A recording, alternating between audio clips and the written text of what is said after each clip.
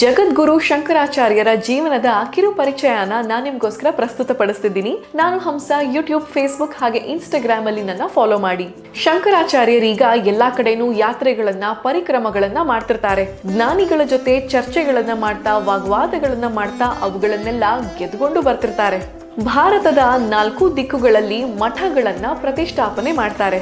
ದಕ್ಷಿಣದಲ್ಲಿ ನಮ್ಮ ಶೃಂಗೇರಿ ಕ್ಷೇತ್ರಕ್ಕೆ ಭೇಟಿ ಕೊಡ್ತಾರೆ.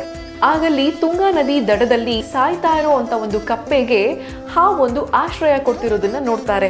ಇದೇನಿದು, 2 ವೈರಿಗಳಾಗಿದ್ರು ಇಂಥ ಒಂದು ಪವಾಡ ನಡೀತಿದ್ಯಲ್ಲ, ಈ ಸ್ಥಳದಲ್ಲಿ ಏನೋ ಮಹಿಮೆ ಇದೆ ಅಂತ ಹೇಳಿ ಇಲ್ಲೊಂದು ಪೀಠವನ್ನ ಪ್ರತಿಷ್ಠಾಪನೆ ಮಾಡ್ತಾರೆ.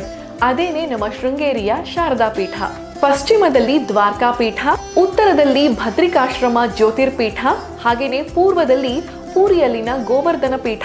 ಸಾಕಷ್ಟು ಕಡೆ ಶ್ರೀಚಕ್ರಗಳನ್ನ ಕೂಡ ಶಂಕರಾಚಾರ್ಯರು ಪ್ರತಿಷ್ಠಾಪನೆ ಮಾಡ್ತಾರೆ.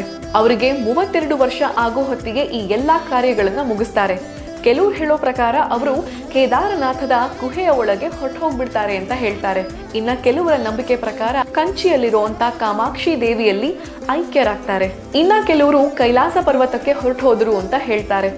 ಇದು ನಮ್ಮ ಆದಿ ಶಂಕರಾಚಾರ್ಯರ ಜೀವನದ ಸಣ್ಣ ಪರಿಚಯ. ಮುಂದೆ ಇನ್ಯಾವ ಕಥೆಯನ್ನ ನಾನು ನಿಮ್ಗೆ ಹೇಳಬೇಕು, ಕಾಮೆಂಟ್ಸ್ ಅಲ್ಲಿ ನನಗೆ ತಿಳಿಸಿ.